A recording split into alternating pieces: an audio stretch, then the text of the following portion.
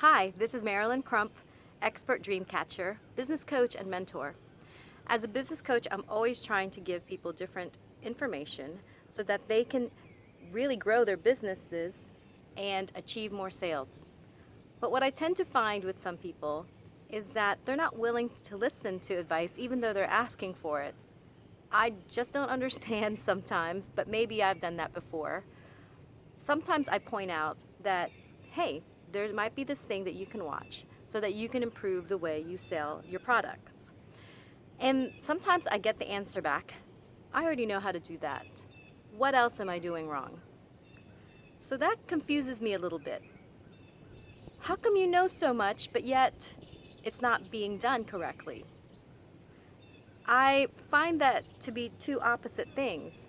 If you know that you can definitely sell, why aren't you selling? If you know you can definitely teach, why aren't you teaching? If you know you can speak, why aren't you speaking?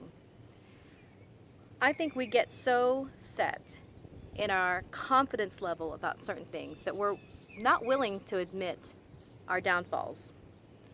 And it's hard to really ask and receive information if you already feel like I know everything. Tell me something I don't know. For me, if there's something I don't know, maybe it's the way I'm executing things. Maybe there is room for improvement in that ability that I thought I did very well. Things change all the time. Things always change in innovation and, of course, in business and the way you market. Sometimes we fail to understand the needs of our customers. We're so confident about our own processes, but we haven't been able to connect that with the people who are seeking that particular product.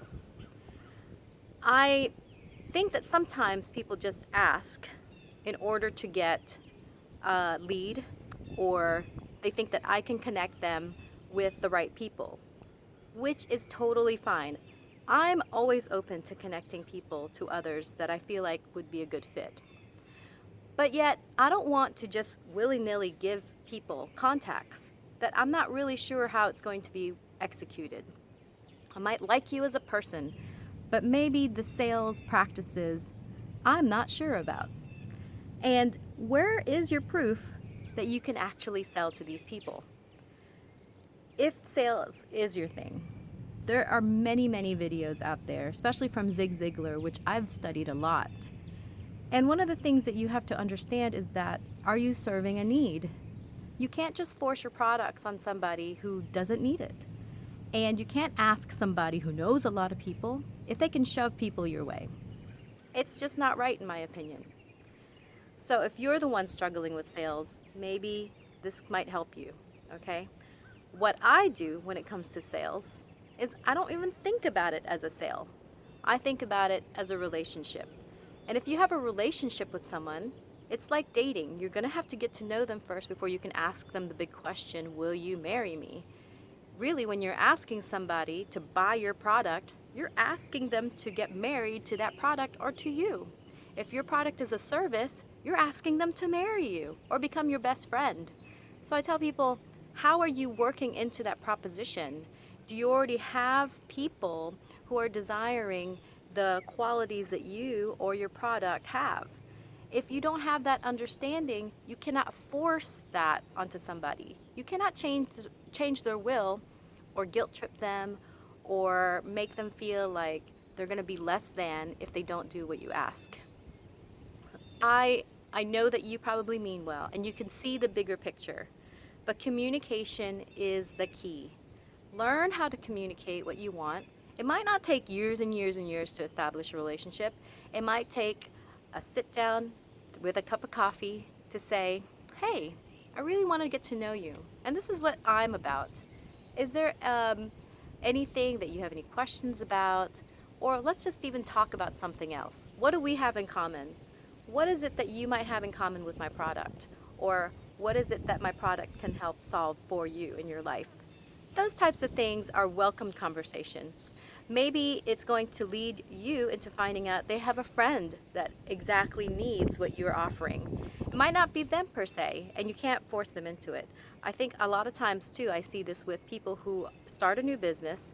They want to tell their friends and family all about it. And then they said, if you were really caring for me, if you're really a friend, or if you really loved me as a family member, you will partake in my business and you will do all these things for me because you love me so much.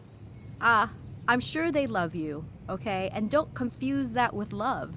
You are failing at your sales process. You are not confident as far as being able to sell your goods, your services with the right communication. So instead, you're going to rely on an established relationship to try to get you what you want. It is not fair. It's not fair to them. It's really not fair to you. You're not learning any new skills in order to sell your product. And so what I want to make sure that you can do, all right, is really sit down, study your processes. Are you able to communicate clearly what you have to offer? In what channels are you doing those things? And do you have somebody who can give you feedback that you trust and that can be really honest with you and tell you, nope, I'm sorry, that would not sell me.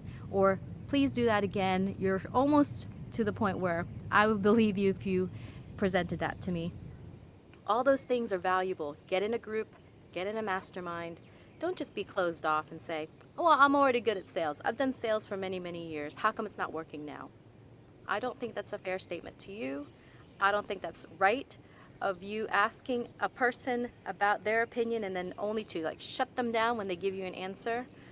I think there's something deeper that you need to possibly look into so that you can release any of that kind of clinging on, holding on to really tightly, and it's just not serving you.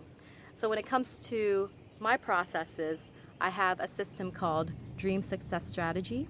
And if you look at that in the direction, relinquishing efficiency, action, and momentum phases, direction is why, who do you want to sell to, what are you selling, okay? Relinquish anything that you think you already know. That's really hard, okay? You want to learn new practices because if it's a new product and if it's a new process for you, why not be fresh and open? Relinquish that, relinquish any fears of not getting it right, relinquish anything that's negative from your life, relinquish trying to make things too easy for yourself, okay? So because then you're going to be lighter and your mind more open when you get to the efficiency section. So being efficient is having those materials down, practicing as much as possible, getting the feedback before you actually apply yourself to make those sales. Work on your process.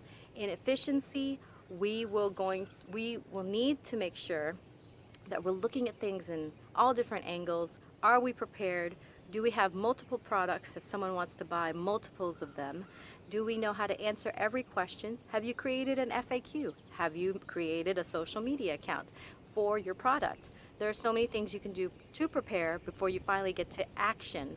And in action, you have to make sure that you're staying inspired, that you're reading the situations correctly, that you're getting out there with really good energy, that you're not carrying around any negativity or confusion for yourself. And then for momentum, you have to look at the big picture. How can I sustain this? If I made a sale once, how do I keep this momentum going and how does it cycle back? Okay, so that's your dream processes. And if you have any more questions about dream, if you'd like to ask me some questions, if you want to stay in touch, feel free to visit marilencrump.com, or you can definitely search for me on Facebook under Marilen Crump. So hope to hear from you, and I wish you the best of luck and happy entrepreneuring out there.